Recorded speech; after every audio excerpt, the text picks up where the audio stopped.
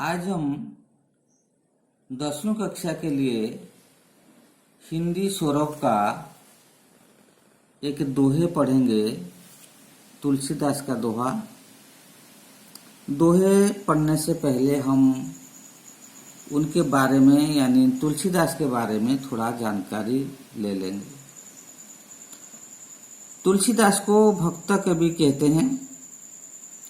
उनका जन्म सन 1532 में उत्तर प्रदेश के राजापुर में हुआ था और देहांत यानी मृत्यु 1633 में हुआ था।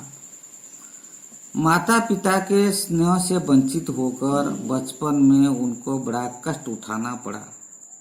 सौभाग्य से गुरु नरहरि दास ने उनकी बड़ी मदद की। तुलसी राम भक्त थे और यौवन काल में ही साधु बन गए। रामानंद उनके गुरु थे। इसलिए याद रखना, गुरु नरहरि दास ने मदद की थी, लेकिन उनके गुरु थे रामानंद। वे हिंदी और संस्कृत के बड़े पंडित थे। उस समय मुगलों का शासन था। देश में सामाजिक और धार्मिक परिस्थितियां अस्त व्यस्त थी। तुलसीदास ने रामचरितमानस लिखकर लोगों के सामने निष्कपट जीवन और आचरण का उदाहरण रखा। आज भी यह देश का अत्यंत लोकप्रिय ग्रंथ है।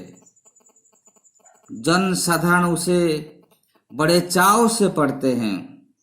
यानी रामचरितमानस सभी लोग चाव से पढ़ते हैं।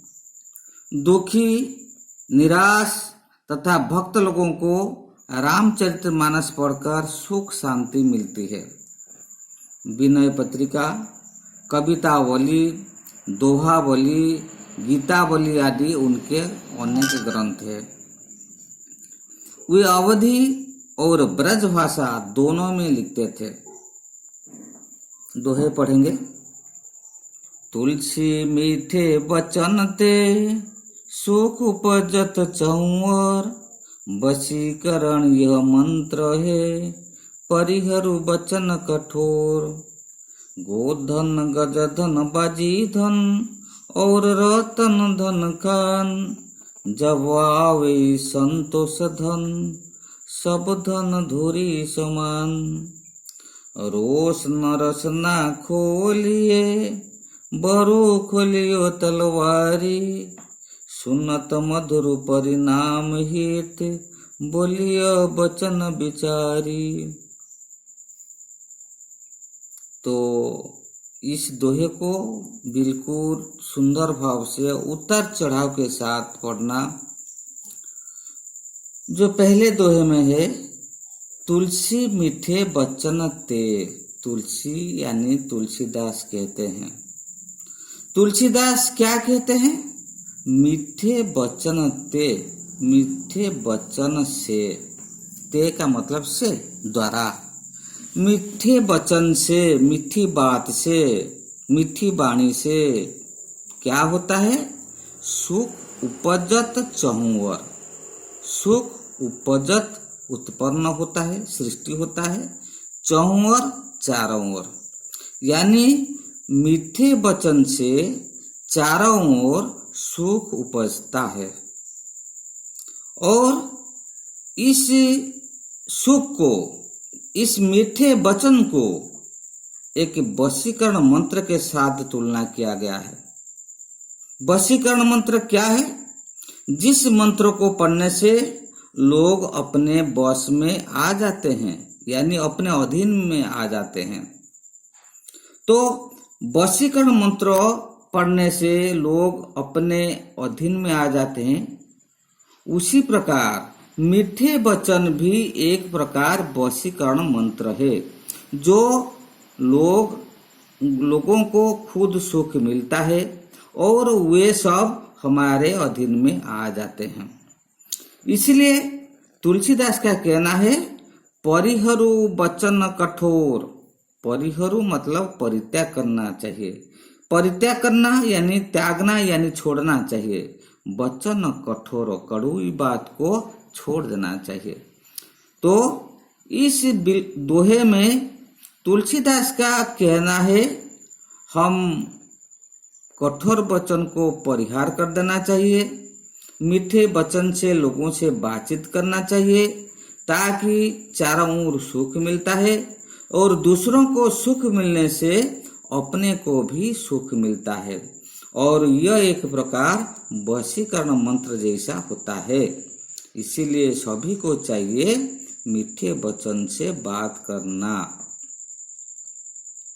इसके बाद आता है गोधन गजधन बाजीधन और रतन धन खान। ये तुलसीदास का कहना है मनुष्य के पास जो धन रहता है, आजकल की ये बात नहीं है, वह उसी जमाने की बात है जब लोगों के पास ज्यादा गौए रहते हैं। गज यानी जो हाथी है, बाजी यानी घोड़ा है और रत्न धन यानी सोने या रूपा चांदी या ये सब होता है। तो गोधन गजधन बाजीधन, तो ये जो धन होता है, ये धन सब जिसके पास रहता है लोग उन्हें बड़े मानते हैं। तो उसी समय जिसके पास ज्यादा गोधन होता है, गजधन होता है, बाजीधन होता है, रतन धन होता है, वो सबसे धनी माने जाते हैं। लेकिन तुलसीदास का कहना है ये सब धन से और एक धन है। क्या है? जब आवे संतोष धन सब धन धुरी समान। संतोष रूपक एक धन है, जब वो धन आता है, जब आता है संतोष धन, सब धन धूरी समान। सब धन धूली के साथ समान होता है, तुच्छ हो जाता है। यानी जो यहाँ पे गोधन गजधन बाजीधन रतन धन और इसके साथ और एक धन है संतोष धन। ये 5 धनों में से सबसे बड़ा धन होता है संतोष धन। गोधन गजधन बाजीधन और रतन धन खान। खान का मतलब भंडार, खनी। ये चारों धनों का भंडार जिसके पास है, फिर भी उस धनों का कोई मूल्य नहीं रहता है जब उसके पास शांति नहीं है, संतोष नहीं है, सुख नहीं है। तो ये संतोष धन सबसे बड़ा धन होता है और ये संतोष धन जिसके पास है, बाकी सभी धन तुच्छ हो जाता है उनके पास। तो लोगों के पास संतोष होने से वह सबसे बड़े धनी होते हैं, ये तुलसीदास का कहना है। इसके बाद आता है रोष न रसना खोलियो। रोष न रसना खोलिए, यानी रोष यानी क्रोध, रसना यानी जीभ, खोलना यानी बोलना। जीभ खोलना मतलब बोलना, रसना खोलिए मतलब बोलना। रोष में आकर रसना खोलना नहीं चाहिए, मतलब गुस्से से किसी के साथ बातचीत करना नहीं चाहिए, शांति से बात करना चाहिए। गुस्से में यानी रोष में किसी के साथ बात करना नहीं चाहिए। वे कहते हैं रोष न रसना खोलिए, बरु खोलियो तलवारी। तलवारी खड़ग, बरु वरना बरंग यानी तलवारी खोल सकते हो, लेकिन गुस्से में रसना खोलना नहीं चाहिए, क्योंकि तलवारी का जो घाव होता है वो शरीर पर करता है, लेकिन जो रोष की जो बात होती है ये मनुष्य के सीधे हृदय पर होता है। तो इसीलिए ये तलवारी शरीर पर ऊपरी भाग में वार करता है, ये लेकिन ये जो रोष की बात है ये मनुष्य शरीर के हृदय में वार करता है। तो तलवार का घाव ज्यादा ही ज्यादा भर जाता है, ठीक हो जाता है, लेकिन दिल में जो कड़वी बातें रहता है वो जल्दी ठीक नहीं होता है। इसीलिए तुलसीदास का कहना है रोष में आकर किसी से बात करना नहीं चाहिए, गुस्से की बात करना नहीं चाहिए, ये तलवारी के घाव से भी बढ़कर है। इसीलिए उनका कहना है कि सुनत मधुर परिणाम हित, सुनत मधुर परिणाम हित। तो गुस्से में बात न करने से क्या होता है? सुनत मधुर परिणाम हित, सुनने में मधुर लगता है, यानी मीठी बात बोलने से सुनने में मधुर लगता है, इसका परिणाम भी हित होता है। यानी जो बोलता है उसको अच्छा लगता है, उसके लिए हित होता है, जो सुनता है उसके लिए भी हित होता है, सभी का परिणाम हित ही होता है।